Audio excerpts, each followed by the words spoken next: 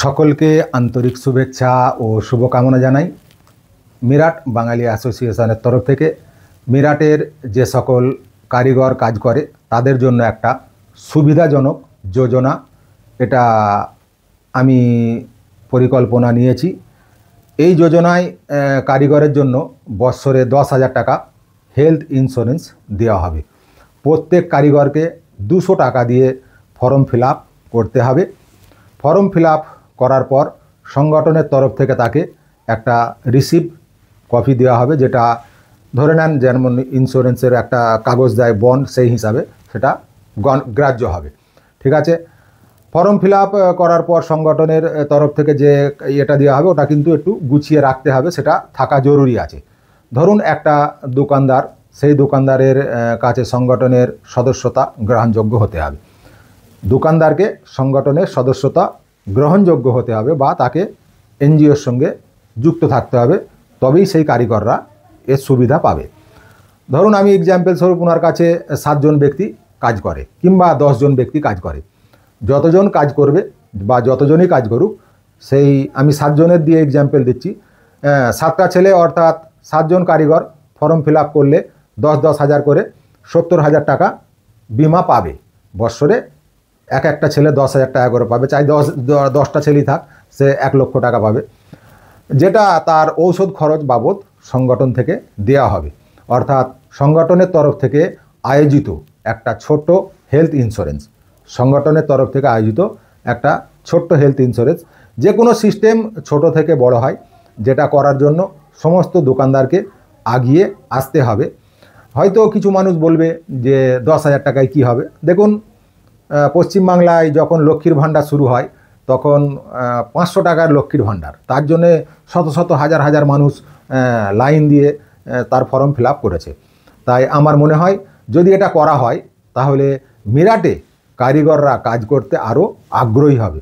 আমাদের মিরাটের মধ্যে যদি এই যোজনাটা চালু হয়, কারিগররা এখানে আসার জন্যও আগ্রহী হবে আর কাজ করতেও আগ্রহী হবে। হয়তো ভাববেন হঠাৎ করে মক্কেল এরকম ভাবনা কেন নিল,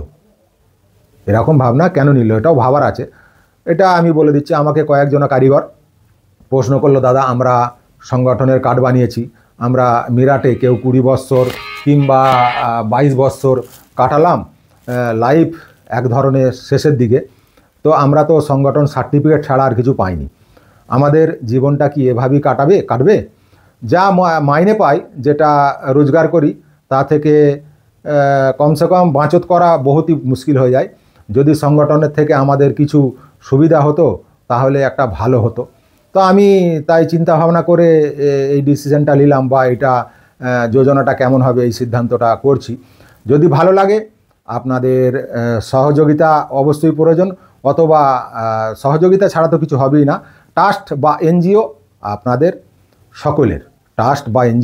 সকলের, এনজিও পরিচালনা করার দায়িত্ব আমাদের দিয়েছেন, সেটা আমরা এখন আছি। আগে নেক্সট টাইম অন্য লোক আসতে পারে, সেটা মামুলি ব্যাপার। আমি চাইবো কিছু ইতিহাস গড়ুক আমাদের মিরাট বাঙালি অ্যাসোসিয়েশন, যেটা দেখে হয়তো সারা ভারতবর্ষে যেসব এনজিও বা সংগঠনগুলো আছে তারাও সেই সুবিধাটা করার চেষ্টা করবে। আমি আপনাদের অনুরোধ করব যে এরকম সিস্টেমটা করলে কেমন হবে সেটা অবশ্যই কমেন্ট বক্সে জানাবেন। আপনাদের কমেন্টের ওপরে তবে এই কাজটাকে আমি আগে বাড়াবার চেষ্টা করব। কেননা এই যোজনাটা চালু করতে গেলে আমাকে কন্টিনিউ 6 মাস কমসে কম ফুল ফর্মে মেহনত করতে হবে, নাহলে সম্ভব হবে না। 6 মাস আমি যে বেকার টাইম দেবো, সেটা আপনাদের সহযোগিতার প্রয়োজন আছে, বা আপনাদের বলতে হবে, তবে আমি মেহনত করব, নচেত করে লাভ নেই। তাই যদি আপনাদের ভালো লাগে আপনারা অবশ্যই কমেন্ট করবেন, জানাবেন হ্যাঁ এটা করলে ঠিক হবে কিংবা না, দুটো অপশন, হ্যাঁ ইয়া না অবশ্যই বলবেন। আচ্ছা, আজকের যে আলোচনা আপনারা সংগঠনের মধ্যে করলেন যে কারিগরদের জন্য হেলথ ইন্স্যুরেন্স, তো সেটার বিষয়ে আপনি মনোজ মন্ডল স্যার কি বক্তব্য রাখছেন, একটু কিছু বলুন, মানুষ কিভাবে এটা করবে। কারিগরদের আমরা যেটা মিরাট বেঙ্গলি অ্যাসোসিয়েশনের তরফ থেকে একটা ভাবনা চিন্তা সবাই মিলে নিয়েছি আজকে, যে কারিগরদের হসপিটালাইজ হলে আমরা তার দিকে 10,000 টাকা করে মদত দেবো, যে 10,000 টাকা ইন্স্যুরেন্স, হেলথ ইন্স্যুরেন্স আমাদের এই মিরাট অ্যাসোসিয়েশন তাকে পে করবে। কিভাবে করব না করব সেটা পরে চিন্তা ভাবনা, কিন্তু আমরা পে করব, এই সিদ্ধান্ত আমরা সবাই মিলে নিয়েছি। হেলথ ইন্স্যুরেন্স, মেডিকেল এবং তার হসপিটালাইজ হলেই সে পাবে। এই নয় যে তার কোনো রকম জ্বর বা সর্দি কাশি হয়েছে, তাতে নয়। হসপিটালাইজ হলে তার 10,000 বেশি বিল হলে 10,000 টাকা পে আমরা করব, একদম চেক সেখানে গিয়ে পৌঁছে দেবো। বলুন উপাধ্যক্ষ সঞ্জয় কোটালজি, আপনি আপনার এই বিষয়টা কিছু বলুন, যে কারিগরদের হেলথ ইন্স্যুরেন্স নিয়ে যে বিষয়টা। কারিগরদের আমাদের মিরাট শহরে যত কারিগর আছে আমরা চাই সকলের হেলথ ইন্স্যুরেন্স হোক। আজকাল বিমারি হর ঘরে আছে বা হর টাইম মৌসুম চেঞ্জ হলে এমনি টাইমেও হচ্ছে, তাই আমাদের অ্যাসোসিয়েশন থেকে এই হেলথ ইন্স্যুরেন্সের একটা প্রকল্প নেওয়া হয়েছে। এতে যে কারিগর করবে তার 200 টাকা একটা প্রসেসিং ফিজ থাকবে, এবং যে দোকানদার আমাদের এই অ্যাসোসিয়েশনের রেজিস্টার্ড তাদের কারিগরদেরই হবে, অন্যথা অন্য কোনো কারিগরদের করা হবে না। বাকি আমাদের অধ্যক্ষজি আছেন, উনি বলবেন কিছু। সভাপতি হাজী দেলোয়ার হোসেন সাহেব, মিরাট বাঙালি অ্যাসোসিয়েশন, ওনাকে এই বিষয়ে আমি বলার জন্য কিছু অনুরোধ করছি, যে কারিগরদের যে হেলথ ইন্স্যুরেন্সের বিষয়টা আপনি একটু কিছু বলুন। এই বিষয়টা নিয়ে আমাদের যে অ্যাসোসিয়েশন চিন্তা ফিকির করেছে, খুব ভালো চিন্তা ফিকির।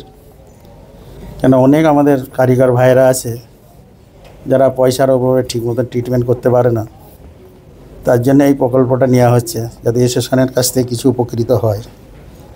যেন মনোজ ভাই বলল যে 10,000 টাকা আমরা যদি কিছু হসপিটালাইজ হয় তাতে 10,000 টাকা আমরা বিল পে করব। কিন্তু শর্ত এটাই থাকবে, আমরা সকলে চাইবো যেন আমাদের অ্যাসোসিয়েশনের সাথে জুড়ে আমরা সব রেজিস্ট্রেশন সদস্য হয়ে যাই, তাহলে এই বেনিফিটটা তারা পাবে। সব দোকানদারদেরও আমি অনুরোধ করব সবাই আমাদের অ্যাসোসিয়েশনের সাথে জুড়ে যেয়ে রেজিস্ট্রেশনটা তাদের দোকানদারের বা তাদের কারিগরদের করে নেয়, তবে এই বেনিফিটটা পাওয়া যাবে। এ নয় যে হয়তো কোথা থেকে কারিগর কালকে এসে গেছে, এসে যে শরীর খারাপ হয়ে গেল, যে অ্যাসোসিয়েশন তো বলেছিল হ্যাঁ যে 10,000 টাকা দেবে তো দিন, এটা হবে না। ওর জন্যে আমাদের এখানে সবচেয়ে প্রথম এখানে মেম্বার বানতে হবে বা রেজিস্ট্রেশন করতে হবে।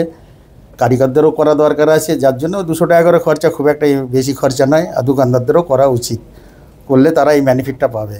এই জন্য আমরা এই প্রকল্পটা নিচ্ছি, যাতে আমাদের বাঙালি কারিগররা এর মধ্যে বেনিফিট পেতে চায় বা তারা সুস্থ থাকতে চায়। যাই হোক, ব্যাপারসন সভাপতি মনোজ মণ্ডল সাহেব, আপনি এটা বলুন যে কারিগরদের যে যোজনাটা দিচ্ছেন তার ফান্ড আপনি কোথা থেকে নিয়ে আসবেন, ফান্ডের বিষয়টা কোথেকে আসবে? দেখুন, ফান্ডের তো চিন্তাভাবনা যখন অ্যাসোসিয়েশন আমরা নিয়েছি, নিশ্চয়ই আমরা ফান্ড নিয়ে নিশ্চয়ই চিন্তাভাবনা করেছি।